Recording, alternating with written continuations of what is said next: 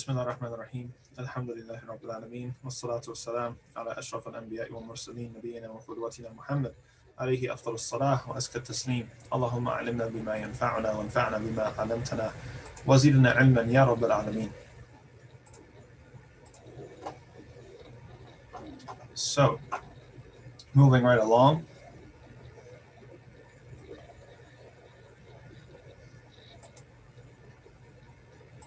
With this fairly simple lesson that we had begun last class, using now the demonstrative pronouns هذا, هذه, ذلك, تلك. Of course, they're starting us off easy with just هذا and هذه. Using them to, as part of a compound subject. So before we were saying very, very simple things. هذا ولد. This is a boy, or this is a child. Now we're going to say things that are a little bit more complicated. هذا الولد, this boy, this child, so on and so forth. We can say all sorts of different things about the subject. So let's get to it. First up, going in order as it appears on my screen, Sister Masarrat, could you please do number 1? The instructions, I should say, sorry, forgive me. The instructions, اقرأ واكتب. Simply to read and to write. هذا الولد خالد وذلك الولد محمد. This is Khalid's son. This is Khalid's son. And no.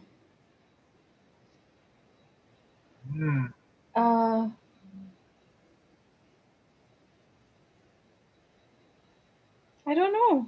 Good. This is good that you don't know, because we're going to learn something here. MashaAllah. Excellent. So look at what we have. Let's just isolate the first sentence. هذا الولد خالد. Let's work backwards. Okay. خالد is marfu'. Why? Why is خالد marfu'? This is a nominal sentence. So Good. it's the khabar. So that's why it's marfu'. And if we were to say, like, define the range of our mubtada, what's our subject in the sentence? What would it be? هذا. هذا by itself? Then what would al-walad be? Part of the mubtada or part of the khabar? Or neither? Something else? I mean, like when we said hada bait, and then it was okay, but this is a definite article here. So I guess hada al-walad is the mubtada, and then Khalid is the khabar. And so what does that tell us about the meaning of what's being said? So now the mubtada is our subject, right? And is simply what we're saying about the subject. So if our subject is هذا الولد, this child, or this boy, what is our khabar saying? So this boy is Khalid, but then wouldn't Khalid need to be nakira? How can Khalid be nakira when it's a name? I know, but then usually isn't usually the subject is. No, you're right. If we were saying anything else about this boy other than his name, it would be nakira. Let's say if we wanted to say that this boy is tall. If we said hada walad, we would say hada waladun. Yes. Right? Correct.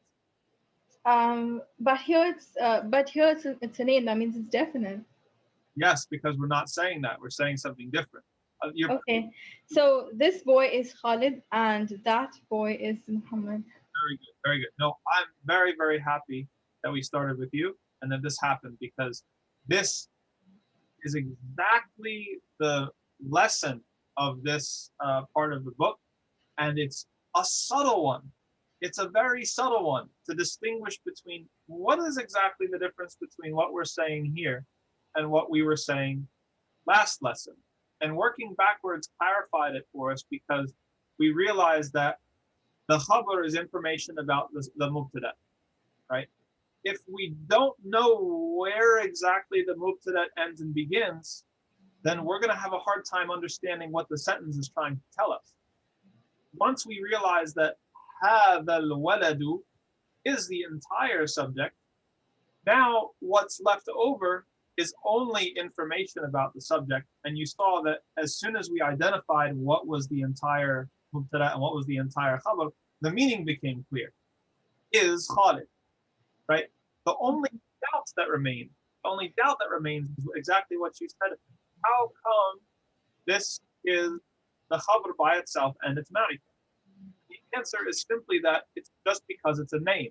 If we said, for example, هذا الولد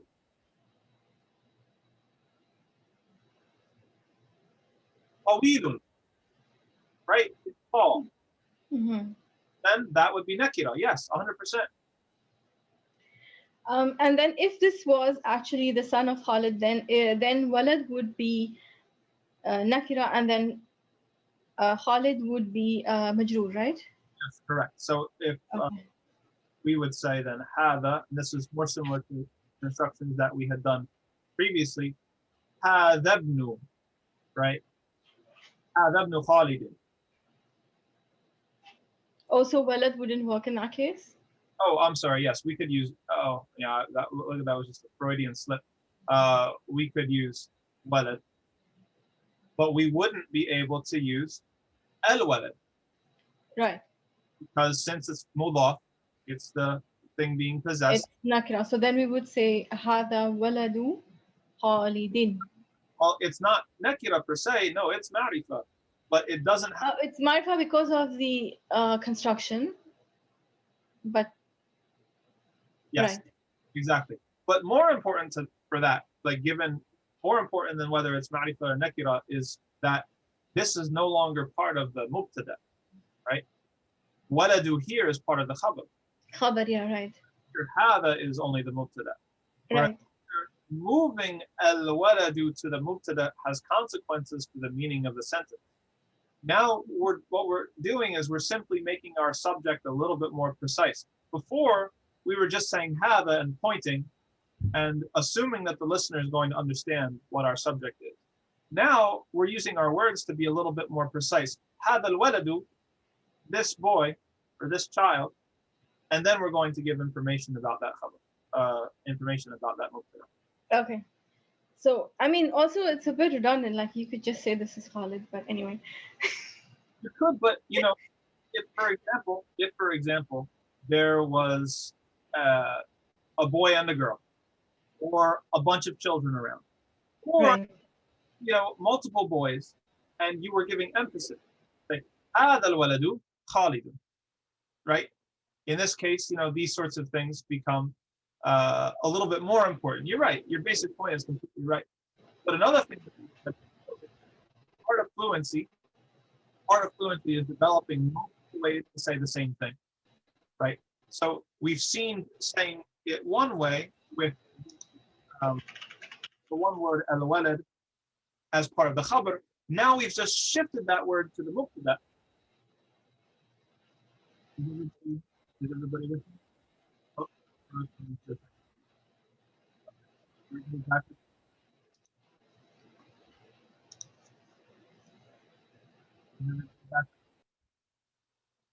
oh, okay. 1 second.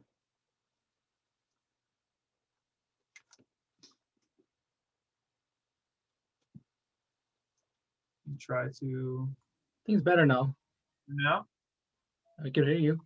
Okay. Thank you. Yeah, it seems to be fine now. Alhamdulillah. The only thing I had changed was one of the children, mashallah, they had made a drawing for me. It was a late submission to our art competition. And but they drew the masjid and they drew me in the masjid and they wanted to give it to me. So they came to Isha prayer and gave that to me. And I had placed it right on top of the internet modem. I don't think paper can affect things, but maybe it did. I don't know. That's the only thing I can think is different. I just took it off. So I don't know. Allah knows best. Not my area of expertise. Okay, so all of that to say that part of fluency is learning multiple ways to say the same thing. And it's I gave once an analogy to a brother in our community who drives trucks for a living.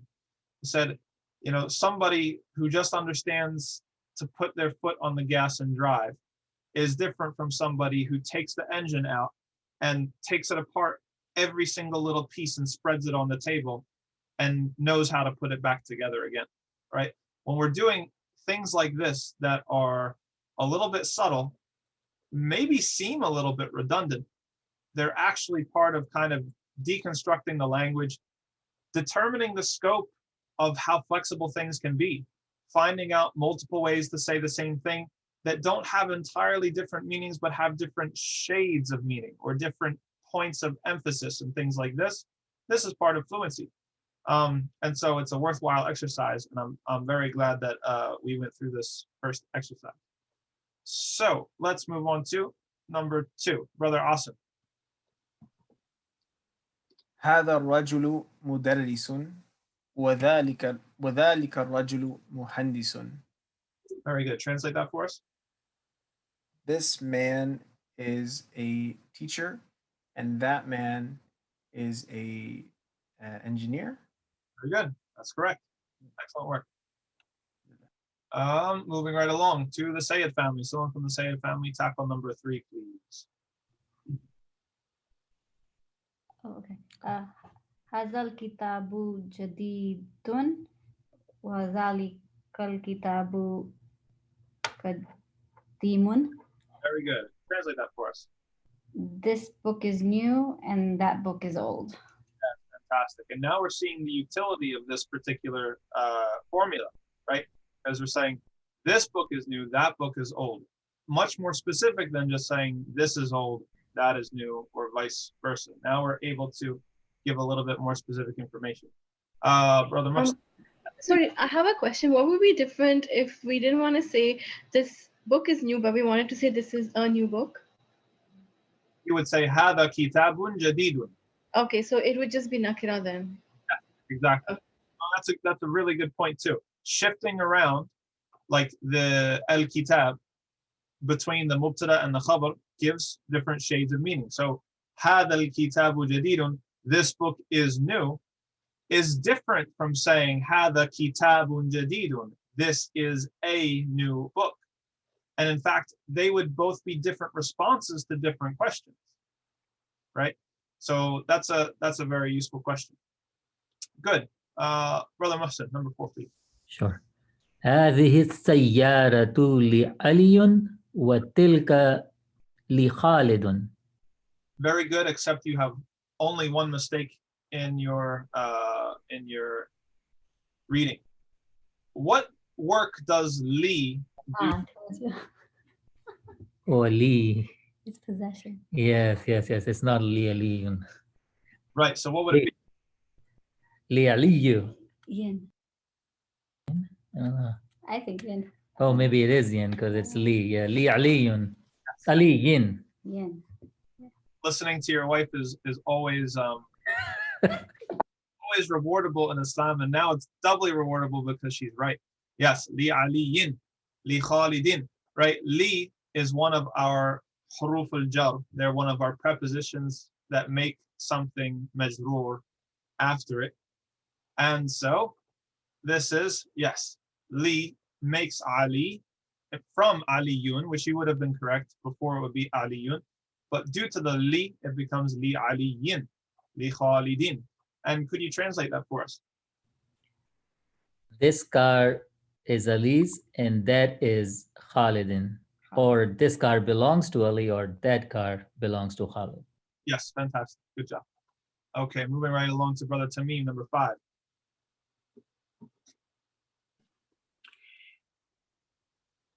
هذا الباب مفتوح وذلك الباب مغلق. Excellent. Translate for us. This door is open, and that door is locked. Fantastic. Great job. Brother Muhammad, you number 6. لمن هذه ساعة or ساعة Good. Yes. هي لعباسي عباسٍ. Very good. MashaAllah. Excellent work. Translate that for us. Is whose watch? Whose watch is this? Excellent. Yes. And it's that is Abbas' watch. Yes. Literally, word for word translation. It's Abbas's. But yes, meaning 100% the same. And you did a good job managing the question, because the question can sometimes change our order around of the syntax and kind of throw us for a curveball. The origin of the sentence is هذه الساعة لمن, right? That's the actual origin question. هذه الساعة, that's the mubtada. لمن is the khabar. But in Arabic, as we said before, though we haven't learned it like hard, fast, formally as a rule, but it is one in Arabic, you always advance to the front of the question the part that you are questioning, right? And so we're asking whose, and so that's going to get bumped up here to the very front of the sentence, even if it's technically the khabar of the sentence. And would it also be correct to say هذه الساعة لعباس? As the response? Yeah. 100%. Yep. Yeah, Li Abbasin is kind of more slang. You know, I joke with many of your children that I teach in the Sunday school, because age appropriate expectations, they usually don't answer in complete sentences unless you really, really, you know, force them to. So this is maybe a response that we would get in a more informal setting, maybe from somebody who's younger, Hiya li Abbasin, or among friends, because it's not formal, it's assuming, the pronoun is assuming what you've already been talking about. Good. And that brings us back to the top. Sister Masarrat, could you please do number 7?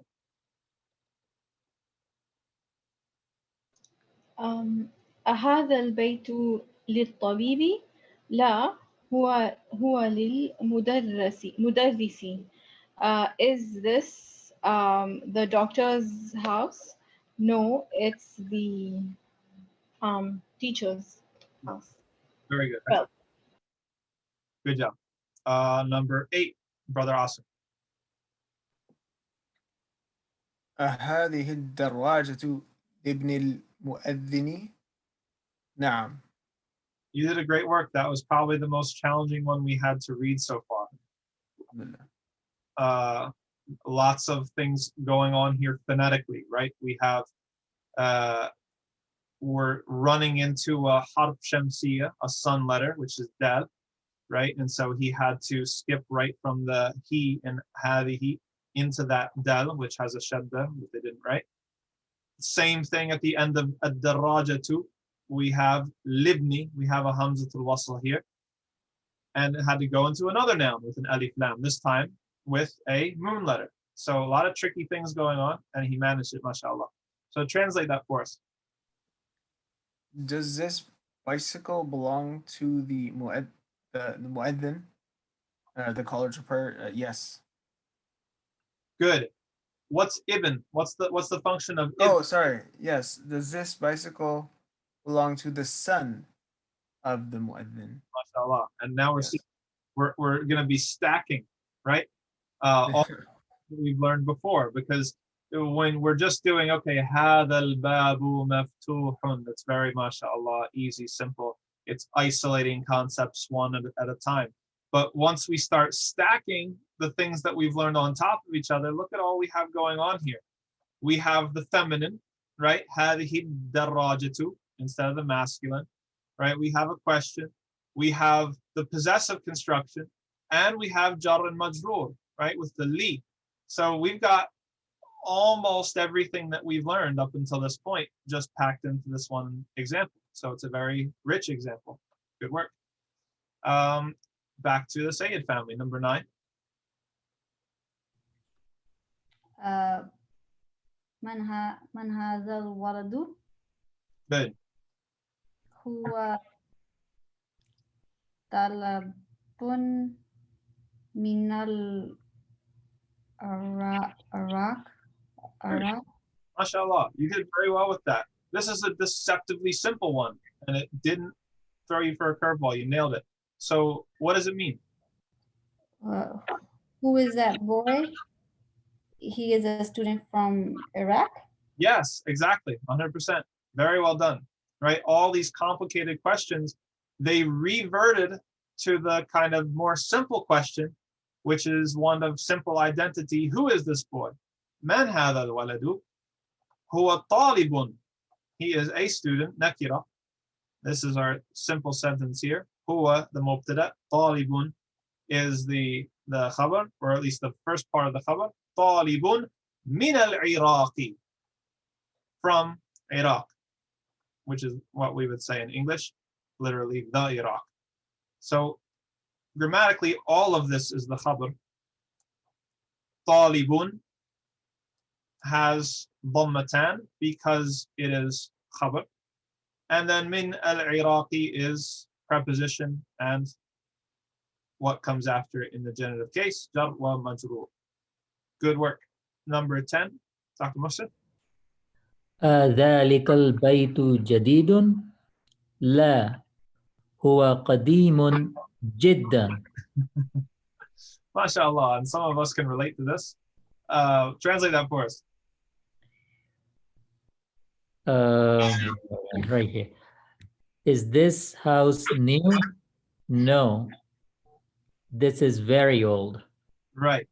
Now this is good. Look, listen to Brother Muslim translated it literally. This is where we come across in English, we would say it, right? It is very old, but we don't have the word for it in Arabic. So they use huwa, literally means he, right? But in Arabic, what it sounds like is it is very old. Huwa qadimun jiddan. It is very old. Very good. Okay, any questions up until this point? Yes, jiddan. Oh no. Well, jiddan is hal. Okay, hal is a adverb. We have not learned adverbs yet or their grammar. However, just to give you a brief taste, adverbs are always mansub. They're always mansub, and they are always tacked on at the end. So adverbs are a little easier than adverbs in English. To say adverbs in Arabic are a little bit easier than adverbs in English. Jid is a root that means other things, right? But this particular form of the word, jiddan, the actual root is jim, dal, which is also the same root as jadid, which means new. Bil jid is the masdar, just like this. But when we make it mansub, then it becomes the adverb, jiddan, which adverbs are the hal. Yes. Adverb. Isn't it talking about a noun? You're right, it is. So obviously then hal is not to adverb is not a perfect translation. Just like ism to noun is not a perfect translation. Ism Okay. in Arabic. No, thank you for that, because that is an ambiguity if I hadn't explained it. So just like ism in Arabic is our noun and other things, right? Ism includes more types of words than the category nouns in English. So hal literally means state, includes both adverbs and other types of words, such as this. They have the same grammatical ruling, but good looking out. Yes, this is qadimun is a noun, specifically an adjective. Or I should say, it's an ism, because in English, we don't say that adjectives are nouns. In Arabic, adjectives are isms. Ugh. Is there a feminine version of jiddan? No. No. And that's one of the defining features of have, is that have is the same masculine or plural. So it's going to, even if it were, for example, qadimatun. Let's say we're talking about هذه النافذة, right? We'll say window.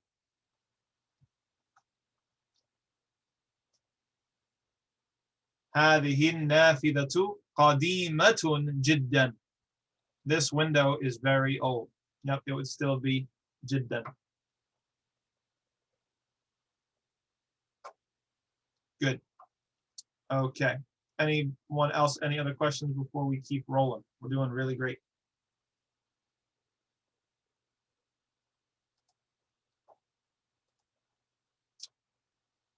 I benefit a lot from this class with going back to the roots. Now I'm interested to go back to the roots, the root of jim dal dal, because it's not apparent to me right away what the connection is between jid bil jid in Arabic means like with force or with resolve, and jadid, which means new.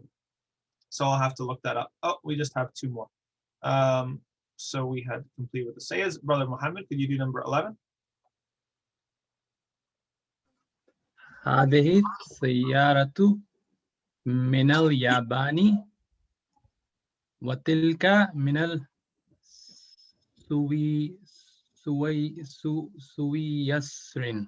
Good. That's very difficult. I don't think we've dealt with this word before. Suisra means Switzerland.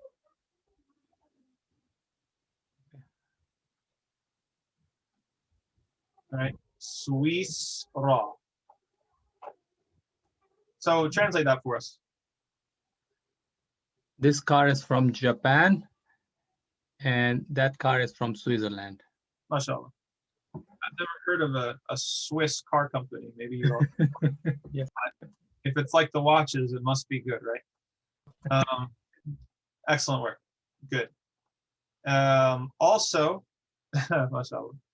Also, and this had come up before last lesson, one of you astutely noted that al-Yabani does become majroor with a kasra after min, whereas words like Amrika or same Swiss raw don't, because linguistically they are mabni, they are indeclinable, whatever you want to call it. They don't change their endings.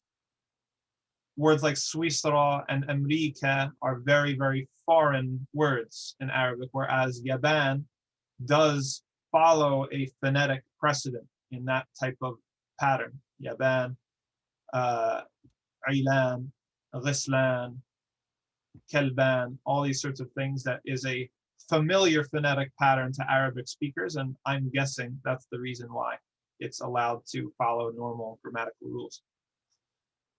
And number 12, Sister Masarrat, could you please finish this exercise for us? هذا السكين من مانية وتلك الملعقة من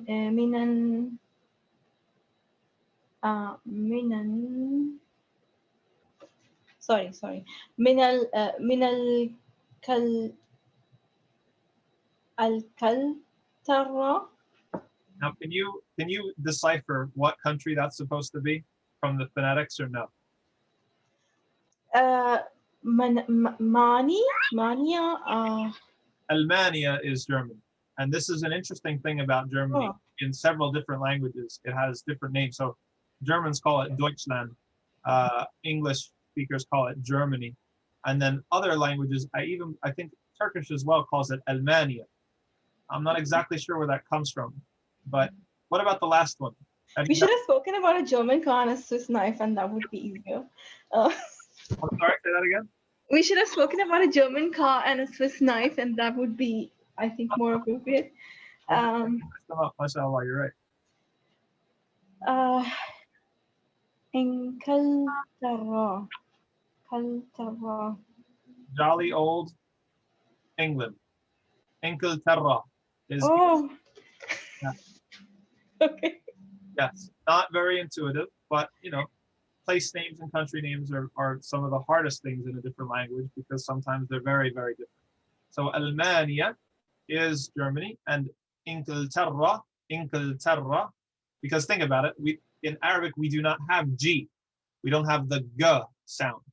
And so the closest thing is a K, kaf, which is just a little bit different. It's a harder sound than G. So Inglaterra. And so translate that for us. And there's no. Oops. I'm having connectivity. Yeah. Sorry, I didn't catch what you said. Problem. I'm going to stop the live stream because it seems to be making things worse tonight. So translate that for us if you could. This is a German. This is a knife from Germany, and that is. I forgot what this is. This is. Is it a spoon? Yes, correct. Okay. Okay, it's a spoon from. But I thought the last time the word you used was something which had the root, same root as Tawheed. For UK. Oh yes, no. But, well, even over there, I mean, the United Kingdom is different from England, correct? I mean, the United Kingdom is Wales, England, Northern Ireland, and Scotland. Yeah. Right? However, so that is Al-Wilaya Al-Muttahida, or I'm sorry, Al-Mamlaka Al-Muttahida. But Okay. England by itself is Inglaterra. Okay. Good. Though I have to nitpick you on your translation, if you don't mind. You had said this is a knife from Germany, and that's not. Oh, sorry. Yes, this is. I actually started saying this is a German knife, and then I wanted to get the from in. So this is the knife. Well, isn't it only okay? Wouldn't this only be definite by the construction? Which At word? least in English, that's how it works. I'm sorry. Which word would be definite by the construction? Knife. Knife is definite because it has an alif lam. Okay, I guess I'm thinking in English. And so I would say this is a German knife, which would still specify it because of the construction. Right, I see. So obviously I'm making the error of thinking in English. So this is the knife from Germany, and that is the spoon from England. This is wonderful because this is going to clarify, inshallah, the entire issue. Recall, I don't remember if any of you recall me saying way back, if we had a jumla ismiya, where would is fall? Where would the word is fall in a sentence that's a jumla ismiya? There is no word for is in Arabic. At least it's not used. So if we have this sentence here, or any jumla ismiya, where, if we're translating, would we put is? Before khabar? Yes, exactly. Right at this point where it crosses over from mubtada to khabar, which is very important. So locating where our mubtada stops and our khabar begins is an extremely important exercise that can save us from all these things. And this is nitpicking a little bit, but it's important to understand the differences and the exact meaning of what's going on here. Even when you just translated it for us, you said this is a knife from Germany. That would literally be hada sakinatun min Almania, right? A knife being nakira. And the problem is, where are we putting the is? We're not putting the is until after knife, right? If we're going to draw a line and the line is where we would put is, it has to be right. Okay, right. This knife is from Germany. Okay, sorry. I get it now. Don't be sorry. We all learned, and I'm sure that other people were having the same sort of thing that you were having. And so this is actually really, really educational. Like, it has clarified for us exactly how these things translate to English. And it's not so straightforward all the time. So very good. Anybody have any questions about any of that before moving on to the next exercise? You know, a couple new words here: Switzerland, Germany, England. Knife, I believe we had before. For your reference, if you're interested in the root word of spoon, la'iqa means to like scrape, right? Even in hadith, the Prophet ﷺ described la'iqa as like if you can eat with a piece of bread or with your hands to kind of scrape the bottom of a vessel for what's left of the food. So that's where mil'aqa comes, literally an instrument for scraping. And we'll learn the morphological patterns that help us get there in the future. But I think that that's an interesting thing. Oh, yeah. This was an apparently simple, but then actually challenging exercise. Right. No, deceptively so. If we're getting into the very subtle differences between how slightly different but very, very similar sentences can be translated or what they mean, then yeah, it's not as easy as first glance. Okay. اقرأ المثال الآتي.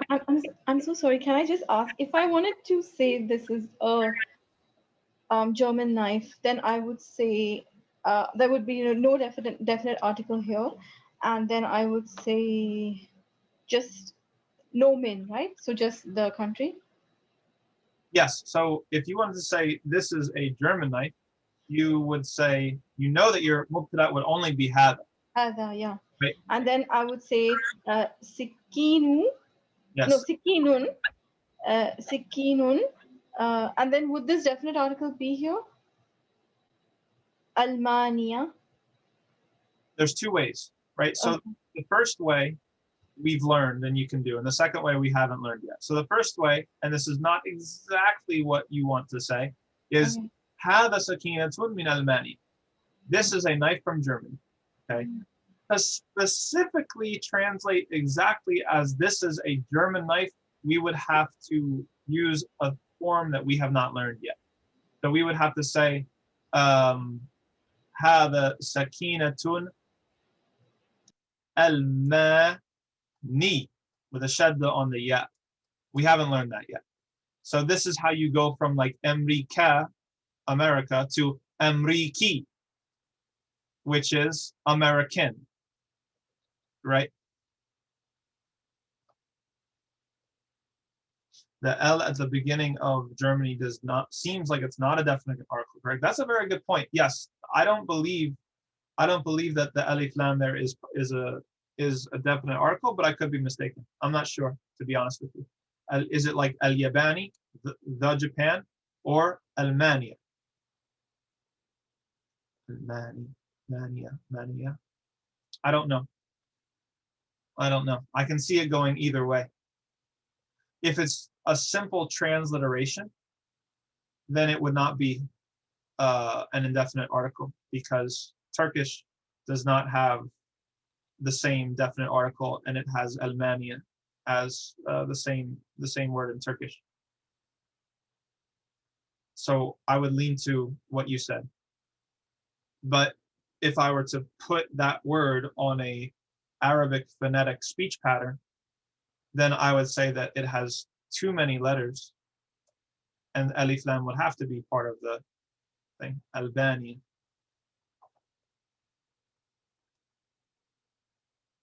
I don't know. You see that it's tricky territory when you start transliterating from one language to another. Sometimes you get something in one language that resembles something else in another language, right? So here we have el. I would suspect that the el here is part of the transliteration and not like el Yaban, which is actually a definite article attached to Yaban. But I'm not certain. Okay, well, those excellent questions, and I do appreciate all of your questions, have taken us to the end of the class period. Does anybody have any other questions before we part for the evening? Oh no, not, please don't. We didn't have enough time to get through the next exercise anyway. It's 10 more questions, so no worries there. And it's a worthwhile question. Yeah, we haven't learned the form yet of the abstract right? To make something ick, I'm gonna say, right? Like Arabic, right? Cliff's Notes version, you basically add a with a shadda to the end of most anything, right? So to say a German knife would be sakinatun almaniyun, right? Almaniyun, amrikiyun, and so on and so forth. So that's just a sneak peek, but we'll get there, inshallah. Anyone else, any other questions? Alhamdulillah, may Allah bless you all. You are wonderful students, a joy to have. You're quick on the uptake, and you ask great questions.